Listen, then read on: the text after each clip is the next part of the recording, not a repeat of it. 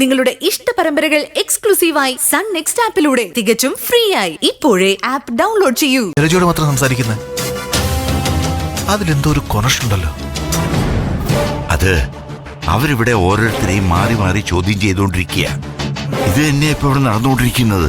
അവർക്ക് എന്നോട് എന്തോ പൂർവ്വ വൈരാഗ്യം ഉള്ളത് പോലെയാ പെരുമാറ്റം കണ്ട തോന്നുന്നത്. എല്ലാവരുടെയും മൊഴിയെടുത്തിട്ട് ഒടുവിൽ എന്നെ പെടുത്താനാണോ അവരുടെ ശ്രമമെന്ന് എനിക്ക് സംശയമുണ്ട്. സംശയമല്ല, ഉറപ്പാ.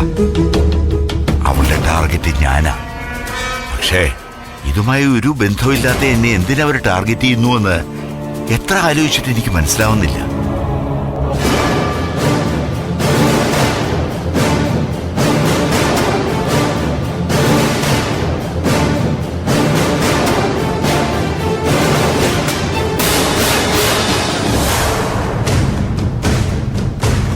ഹലോ രഘു.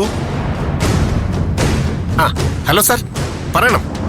പിന്നെ നിങ്ങളുടെ മെയിൽ ഓഫീസർ ദക്ഷയുടെ വേറെ ബോർഡ്സ് എനിക്കൊന്ന് വേണം.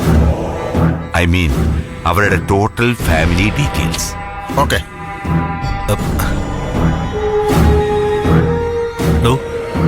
അത് വേണോ?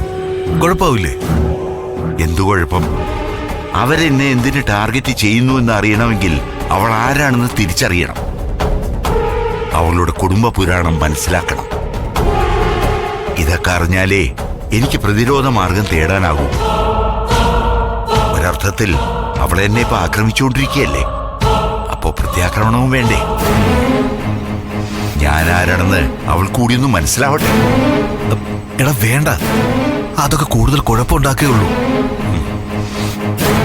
അറിഞ്ഞിടത്തോളം അവരൊരു കറപ്റ്റഡ് ഓഫീസർ അല്ല.